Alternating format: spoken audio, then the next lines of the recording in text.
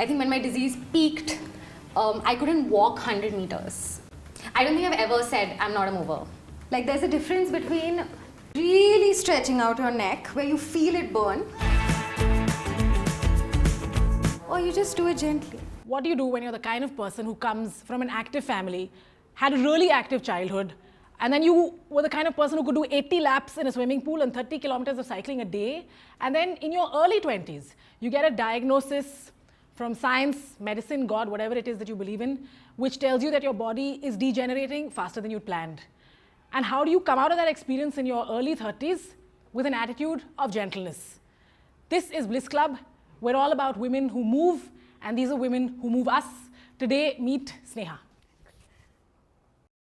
Hi, I'm Sneha. I grew up in Calcutta. I've been in Bangalore for 5 years. I'm a journalist and a writer. Why are you sitting in this position? Because we offered you a chair. This is more comfortable. This is better for my back. Chairs for prolonged periods can be painful and just generally bad for my posture. And here I can move around and stretch as I speak. And yeah, being on a mat just gives me ability to move while we have this conversation. Got it? Okay. And also I think I want to give a sense of what my capacity for movement is, and the ways in which I'm uncomfortable will show. Okay. I work in an office and I'm sitting at a desk for 8, 9, 10 hours, plus I do a 1 hour commute one way and another hour commute the other way. Is it different for you in some ways? I couldn't do that. 5 years ago, I had to quit full-time work because I was really weak. I used to be a reporter. I used to love travel. I used to love election reporting. My body couldn't do it anymore. And it's this year that I've gone back to full-time work. I can't do a 2-hour commute. I can't do an 8-hour at my desk work day in an office. I think when my disease peaked, I couldn't walk 100 meters. I couldn't walk an uphill, regular Bangalore street without like getting a 3-day-long migraine. I couldn't master it. What is this disease? It's called spondyloarthritis. It is an autoimmune disease. It's a chronic, degenerative, incurable.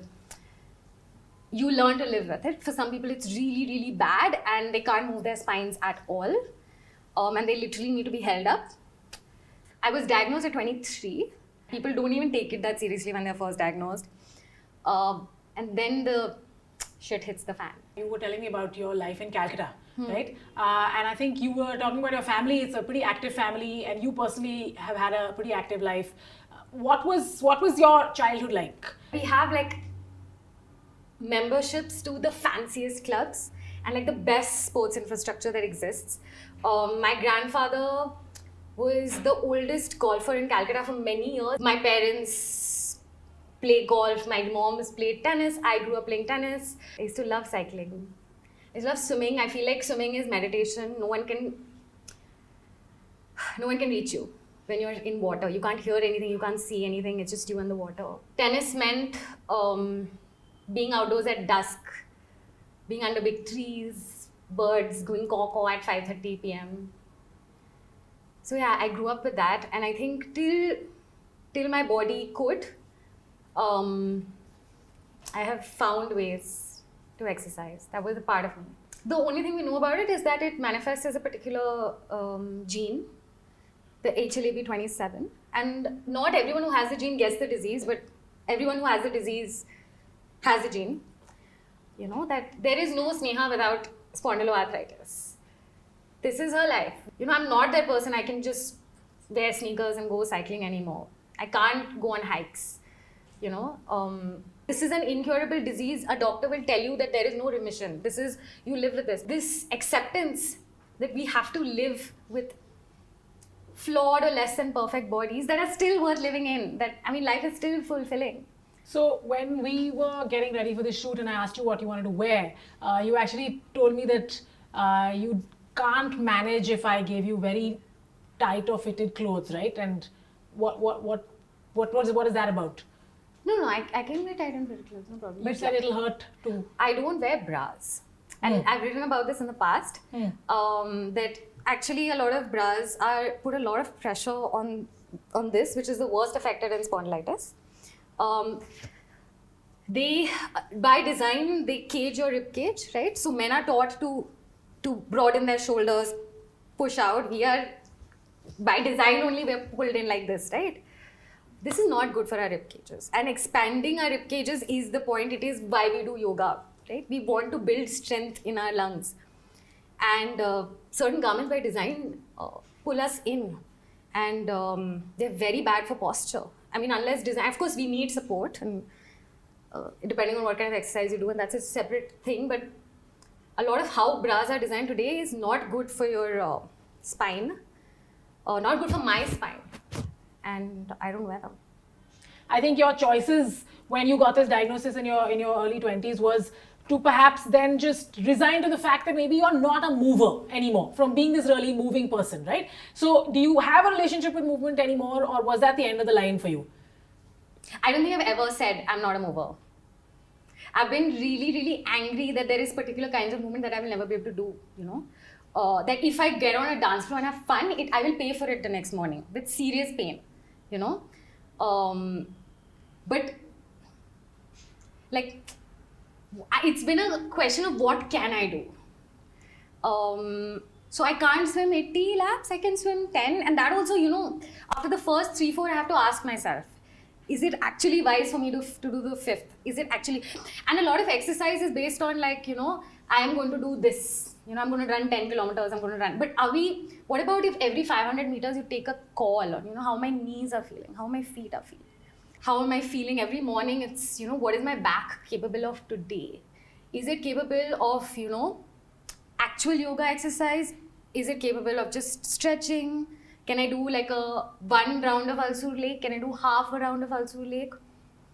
And I need to know these things before I set out, you know? And that's a conversation with our own bodies that we don't have. A special kind of relationship that you have to have, right? I have to listen. I overdid it a lot in the beginning because I thought if I do, you know, all the right yoga and I do swimming and I do this and do that and do everything my doctor recommends, I'll be fine. The pendulum swings in the other direction and you're like, if I fuck it, right? Like if it's not working, if this is what I have to live with, what's the point? And I went through that also, and then eventually sort of the pendulum settles at what can I do today? How do I give this body the best possible, most fulfilling life it can have? I think the most helpful and profound advice came from my doctor. This was, I'm 32 now, around my 29th birthday. And I was like, you know, when am I going to get my body back? When I only want to do squats, I need to do exercise. Like, what is, I was just distressed. And like, I'm putting on weight. I don't like the way I look. He said that, you know, in your 20s, because you have all this energy and hormones, you think that if you put in enough effort, you'll solve all your problems. And then when the hormones start dying down and energy goes down, you start to realize that not all problems are solved through effort.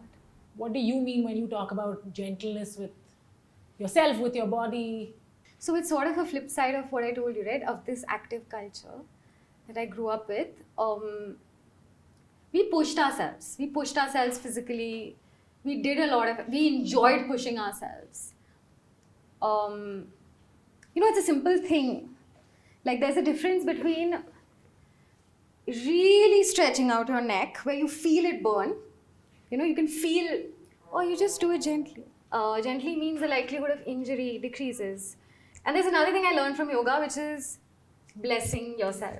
The idea of not pushing, of exploring, of paying attention to, of listening, of blessing ourselves as opposed to punishing, extracting, you know. Like stretching itself releases happy hormones. Do you need more? Why do you have to feel pain to feel like you're doing something? I'll see you running around Alsur Lake. Thoda, walking around Alsur Lake. Half of Alsur Lake. Yeah. So you'll see. I think for a year I'm good. After that, I don't know.